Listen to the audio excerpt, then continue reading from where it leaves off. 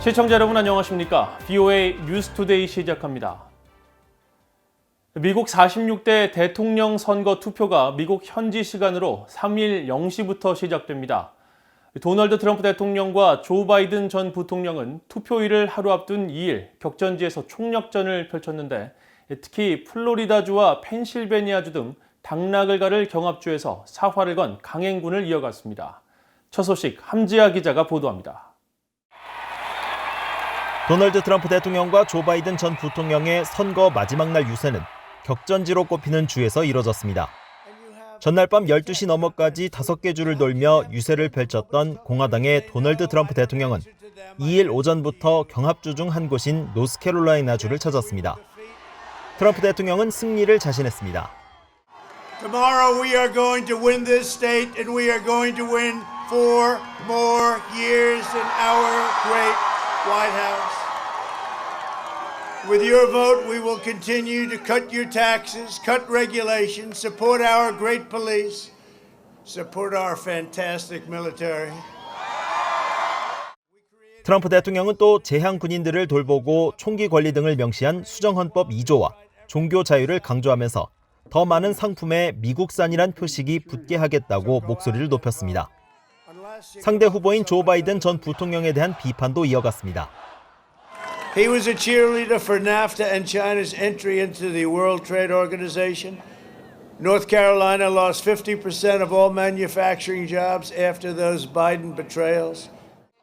민주당 대선 후보인 조 바이든 전 부통령은 2일 오하이오주와 펜실베니아주에 집중했습니다.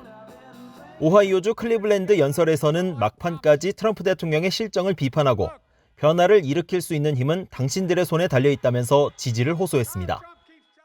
It's time for Donald Trump to pack his bags and go home. We're done.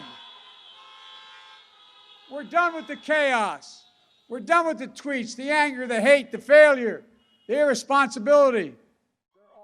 또 자신이 대통령에 선출된다면 행동할 것이라며 마스크 착용과 사회적 거리두기, 검진, 추적 등 신종 코로나 바이러스 통제에 나서고 중국에 책임을 물릴 것이라고 밝혔습니다. But let's not forget how Donald Trump is weak and chaotic with China on trade. Farm bankruptcies are way up. Exports are way down. 이날 바이든 전 부통령의 유세는 신종 코로나 바이러스를 감안해 대형 주차장에서 지지자들이 차량에 머무는 형태로 이뤄져 트럼프 대통령 유세 현장과 대조를 이뤘습니다. 두 후보의 러닝메이트인 부통령 후보들은 격전지인 펜실베니아주에서 총력전을 펼쳤습니다. 선거인단 20명이 걸려있는 펜실베니아주는 전통적으로 민주당 강세 지역이지만 4년 전에는 트럼프 후보가 뒤집기에 성공해 승리한 곳입니다. 펜실베니아는 바이든 전 부통령이 여론조사에서는 지지율 우위를 보이고 있지만 트럼프 대통령이 오차 범위 내인 약 4%포인트 차로 추격하면서 서로 승리를 장담하기 힘든 초접전 상황이 재현되고 있습니다. VOA 뉴스 함지아입니다. 앞서 보신 것처럼 트럼프, 바이든 두 후보가 막판까지 총력전을 펼쳤습니다.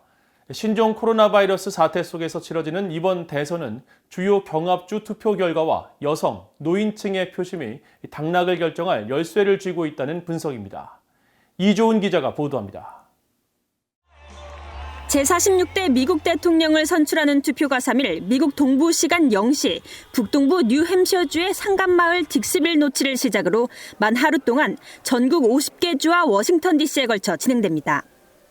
딕스빌 노치의 이른바 자정투표는 광산마을 시절 자정에 투표하고 이른 새벽 일터에 가던 전통에 따른 겁니다. 투표는 동부 시각 오후 7시 버지니아와 벌몬트 등부터 종료돼 캘리포니아 등 서부 지역에 걸쳐 알래스카와 하와이를 끝으로 모든 투표가 종료됩니다. 이번 선거에서는 상원과 하원 의원 11개 주의 주지사와 지방단위 기관장 등도 동시에 새로 뽑습니다. 임기 6년인 상원 의원은 총 100석 중 3분의 1 정도인 35석을, 하원은 435석 전원을 이번 선거에서 새로 선출합니다. 현재 상원은 공화당이 53석으로 다수당인데 민주당이 16년 만에 상원 가반을 탈환할지도 주목됩니다. 이번 미국 대선의 당락을 결정할 첫 번째 요소는 경합주 투표 결과입니다. 정치 분석 매체 리얼클리어 폴리틱스가 각종 여론조사를 취합한 결과에 따르면 6대 핵심 경합주에서 트럼프 대통령의 맹추격 속 바이든 전 부통령은 2일 현재 2.7%포인트 차로 앞서고 있습니다.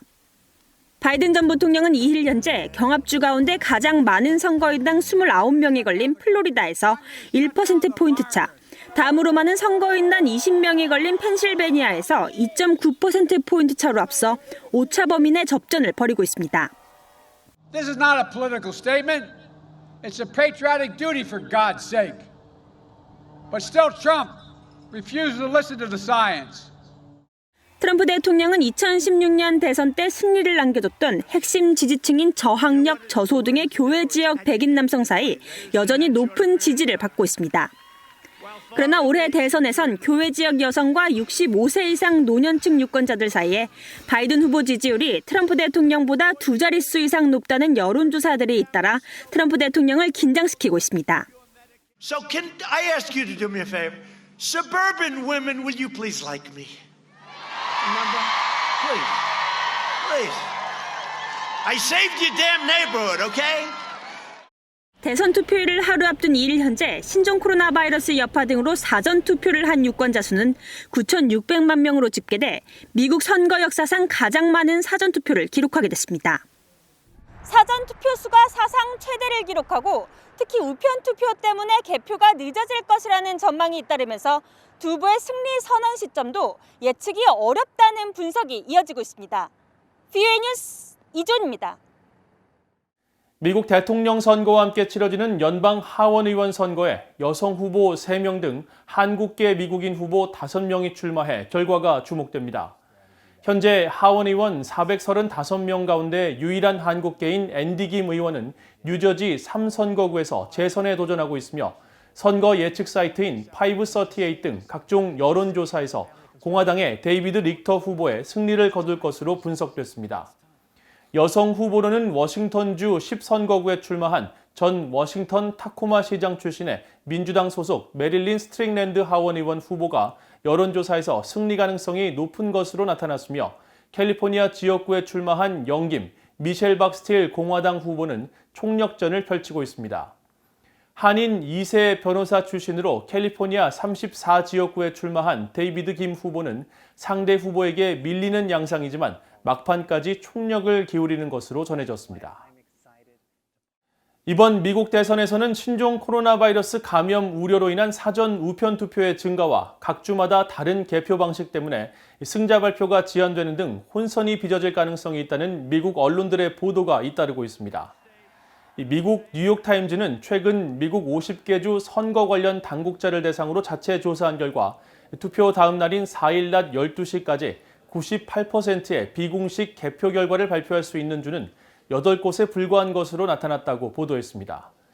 특히 경합 지역인 펜실베니아와 미시간주는 최종 결과 발표까지 수일이 소요될 수 있으며 우편 투표와 당일 현장 투표 개표 순서에 따라 초반과 막판 승자가 달라지는 등 혼선이 빚어질 수 있다고 전망했습니다. 미국 CNN 측은 이번 선거에 대한 불확실성으로 인해 방송사들이 투표 당일 밤 승자 예측 발표를 하지 않을 수 있으며 CNN 또한 그럴 가능성이 있다고 말했습니다. 지난 2016년 대선에서 AP통신은 투표 다음 날 새벽인 2시 29분경 공화당의 도널드 트럼프 대통령의 당선 확정을 보도했습니다. 미국과 한국, 일본 등지에서 해킹을 통해 각종 정보를 지속적으로 탈취해 최근 미국 정부기관이 합동으로 경보를 발령했던 북한 해킹 조직 김숙희가 더 많은 해킹과 악성 코드 유포에 가담한 정황을 발견했다고 국제 사이버 보안 단체가 밝혔습니다. 미국 보스턴에 기반을 둔 국제 사이버 보안 단체 사이버 리즌 연구진은 2일 공개한 보고서를 통해 최근 미국 정부 합동 경보에서 공개된 김숙희의 악성 코드 자료와 단연간의 자체 추적 결과를 교차 분석한 결과 이전에는 파악되지 않았던 스파이웨어, 악성 코드를 새롭게 발견했다고 전했습니다. 해당 스파이웨어는 김숙희가 해킹 시도 시 은밀히 첩보 작전을 수행할 수 있도록 하는 스텔스 기능을 제공하는 것이며 C-스파이 다운로더라는 새 변종 악성 코드와 함께 추적을 회피하는 정교한 도구로 확인됐다고 설명했습니다. 사이버리즈는 이 같은 추적을 토대로 김숙희의 해킹 도구와 기존에 공개되지 않았던 수많은 해킹 공격에서 사용된 해킹 인프라가 겹친다는 사실을 확인했다면서 미국의 싱크탱크를 대상으로 한 정보 탈취 공격과 올해 초 유엔 안보리 산하 국제기구에 대한 해킹 시도의 배후에도 김숙희가 있는 것으로 보인다고 지적했습니다.